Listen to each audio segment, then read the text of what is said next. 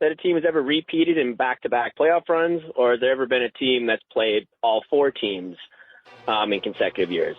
Anyway, love the pod. I'm Buddy from Edmonton. Thanks. Bye.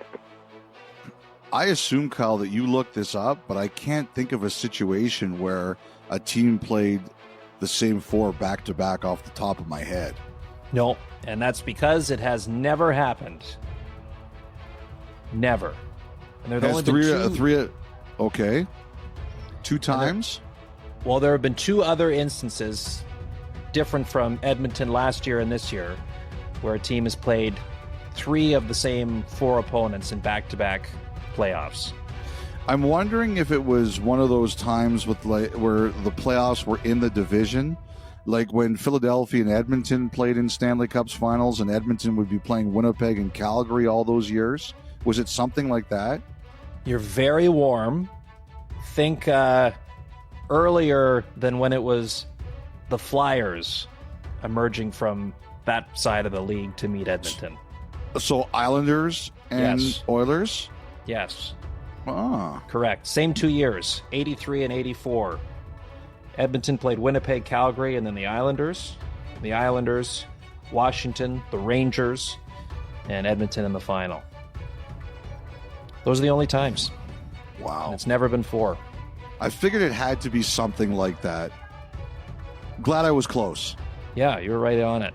Thank you, buddy, for the question. Up next, Ludd in Houghton, Michigan, the birthplace of professional hockey. Though I think that has been disputed as time has gone on, but nevertheless, it was one of the original spots for pro hockey. Gentlemen, in the interest of brevity, I will forego the cutesy nickname game and get to the point. I know Elliot is a father, and Kyle is due. Not sure of Dom's status. Neither is he. Dom, would you like to clarify? No. All right. Are you sure? Yeah. Okay, just checking.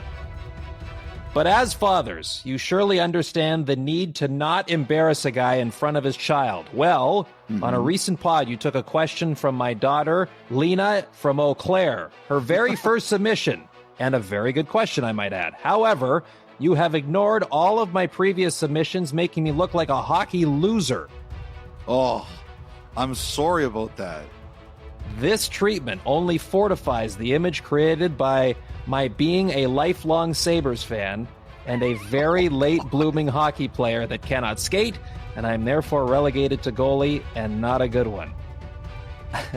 I need a lifeline here, so I will merge an ongoing question with one of the recent comments on the pod. As a goalie in training, I watch everything the pros do, and I see the backup sitting on the bench with a ball cap and with both gloves on. My question is, as you guys tend to have unequaled access to the players' bench area and the backup goalies specifically, what is the craziest routine you have witnessed for a backup sitting there preparing for an event that statistically not likely to happen, as in getting the call to go in during the game? In beer league, we get to work the door, but how do you pass the time as a pro? Keep up the good work and always make your peers, meaning other fathers, look as good as they can be in the eyes of their children. First of all, Lud, I'd say this. I have more respect for the people that aren't great and are taking the chance than those that have played hockey for a long time. So the fact that you're even putting on the gear and going out there as a goalie, no less, even though you really don't have the background for it, in its own way, that is even more impressive in the eyes of myself, Kyle, Dom, and Lena. So look at the positive side. Look at the good side. Secondly, the guy I always fascinated watching was Steve Valiquette, who's now a great broadcaster on the Rangers games. Steve Valiquette, when he would back up Henrik Lundqvist, I would watch him particularly in games in Toronto where I worked ringside, and he would sit on the bench and involve himself in the play as if he was playing. He would move to kind of make the saves. He would watch the play and say, and we showed it once, he was making the saves as if he was actually in goal. So that would be the one that stood out to me, was Valiquette involved himself in that way. Oh, that's a good one. So it's not a crazy routine, but just recently working the conference final in the East in Carolina, how it's set up, my position during the game is right next to where Vitek Vanacek, who's backing up Sergei Bobrovsky, would sit during the game, right? He's cross ice. He's not on the bench, on the visiting bench there at the Lenovo Center. And down to my right is where we had the monitor set up that had our show. And he was so locked into the replays and just seeing what was going on. Like, so he would kind of look over my shoulder and peek down. And there was that goal in game one that went off Aho's skate that got reviewed. Like, he crouched right down and got right in front of the monitor to try to get a good look at it. So I just thought that was interesting. It's not often it's not often you're sitting that close to the backup goalie during a game, but just the way it's set up in that building, I was. And yeah, he wasn't, looking around for, where's the nearest hot dog vendor to get a bite to eat during the game. He was locked in. I like that story. All right, last one from Jack. Hello, Kyle, Dom, and to whom it may concern. Oh, come on. Jeez. As a lifelong Ducks fan who hasn't been able to enjoy playoff hockey for the 7th straight year, I'm amid my annual tradition of rooting for Corey Perry to chase down another cup.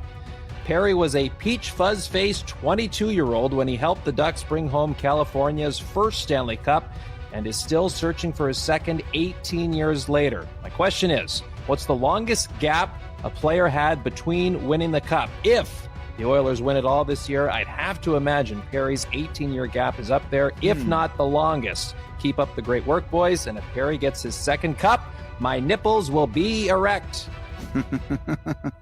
No one to blame but yourself. Yeah, I know that is true. Do you have a guess? What is it, 18 years? It will be, yep. If they do it this year.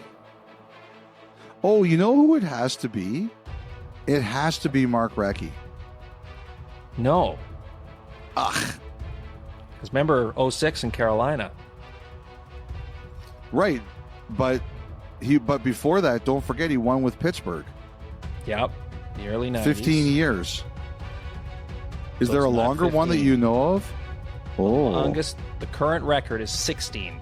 One eternity later. Okay, so let's just let people know how this pod worked. We taped this segment earlier, and I had to do an NHL Network hit at 3:10 Edmonton time. So Kyle told me the question, I had to run, and while I sat down on the set, it popped into my head. It's got to be Chris Chelios. Nice. Yes, it is. Yes. Has to be, because it is. Yes. It took. Now, hold on. It came to you, or did Mike Rupp float that to you? No, I didn't tell anybody because I Okay. was there to talk about Dallas, and I didn't want to distract myself any further than I was already distracted. So I was like, 1986, which way? And then you remember 2002. That's all the Hall of Fame Red Wings, and then Chelios came. It was. I think I've told this story.